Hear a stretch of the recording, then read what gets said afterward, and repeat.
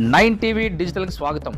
అనకాపల్లి జిల్లా జడ్పీటీసీ సమావేశంలో గొలుగొండ జడ్పీటీసీ సొర్ల గిరిబాబు సామాజిక పెన్షన్ల పట్ల కక్ష సాధింపు చర్యలు చేపట్టడం సమంజసమా, సామాజిక పెన్షన్ల పట్ల ప్రభుత్వం కక్ష సాధింపు చర్యలు చేపట్టడం ఎంతవరకు సమంజసమని గొలుగొండ జడ్పీటీసీ సొర్ల గిరిబాబు ప్రశ్నించారు.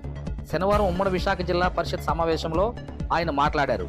పెన్షన్ల పంపిణీ విషయంలో గత ప్రభుత్వంలో అధికారులు 6 phase వెరిఫికేషన్ చేసిన తర్వాతే అరువులకు మంజూరు చేసేవారని, అటువంటప్పుడు పెన్షన్ల మంజూరులో పొరపాటు జరిగిందంటే అది అధికారుల నిర్లక్ష్యమే అవుతుంది తప్ప లబ్ధిదారులు తప్పు చేసినట్లు ఎలా అవుతుందని ఆయన అన్నారు. పెన్షన్ల తనిఖీ పేరిట లబ్ధిదారులపై కక్ష సాధింపు చర్యలు కాకుండా పొరపాటు చేసిన అధికారులపై చర్యలు తీసుకోవాలన్నారు. అలాగే స్థానిక సంస్థల ఎన్నికల్లో ఎన్నికై ప్రజలకు అన్ని రకాల సేవలు గ్రామ స్థాయిలో చేసి ఆస్తులు కోల్పోయి నిరాధారణకు గురైన మాజీ సర్పంచ్, ఎంపీటీసీ, జడ్పీటీసీల కుటుంబాల వారికి పెన్షన్ల సదుపాయం కల్పించాలని కోరారు. ఎమ్మెల్యేలకు, ఎంపీలకు గౌరవించినట్లుగానే వీరికి కూడా పదవికాలం అనంతరం కనీస గౌరవం దక్కేలా ప్రభుత్వాన్ని కోరాలని అడిగారు. ఇంజనీరింగ్ శాఖ అధికారులు జడ్పీ నిధుల నుంచి చేయించే అభివృద్ధి పనులపై కొంతమేర నిర్లక్ష్యం వహిస్తున్నారని, ఎన్ఆర్జీసీఎస్ ఇతర నిధుల నుంచి నిర్వహించే పనుల్లో పాటు వీటికి కూడా ప్రాధాన్యత ఇవ్వాలని ఆయన కోరారు. అలాగే మండలాల్లో ఉన్న జిల్లా పరిషత్ ఆస్తుల వివరాలను ఆయా జడ్పీటీసీలకు నివేదిక రూపంలో అందజేయాలని ఆయన కోరారు. వెరిఫై చేసి జెన్యూన్ అయితేనే ఇవ్వడం జరిగింది. అలాగే సదరు సర్టిఫికెట్స్ కూడా చాలా పారదర్శకంగానే ఇవ్వడం జరిగింది. మరి ఇవాళ గ్రౌండ్ లెవెల్లో రాజకీయాలు చేస్తూ కక్ష సాధింపులు, అంటే పేదల పట్ల కక్ష సాధింపు అనేది అది అన్యాయం.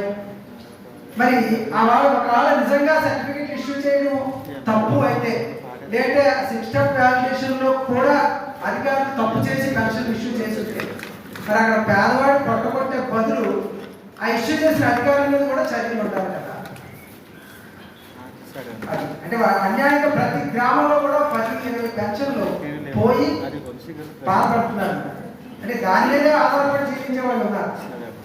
తర్వాత మరొక విషయం ఏంటంటే, చట్టసభకు వెళ్ళినటువంటి ఇక్కడ మన ఇద్దరే హాజరయ్యి చాలా మంది ఎమ్మెల్యేలు అందరూ హాజరవుతారు, కలెక్టర్లు కూడా ఉంటారు.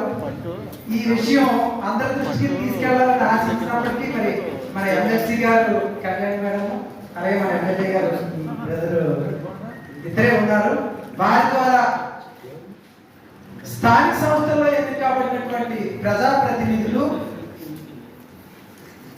గ్రామాల్లో రాజకీయాలు చేస్తూ ప్రజలకు సేవ చేస్తూ, అంటే పై లెవెల్లో ఎమ్మెల్యేలు కానీ ఎమ్మెల్సీలు కానీ వాళ్ళ యొక్క స్థానం కాపాడడం కోసం గ్రౌండ్ లెవెల్లో స్థానిక సంస్థల్లో ఎన్నిక కాబడినటువంటి ప్రజాప్రతినిధులు కష్టపడి పనిచేస్తేనే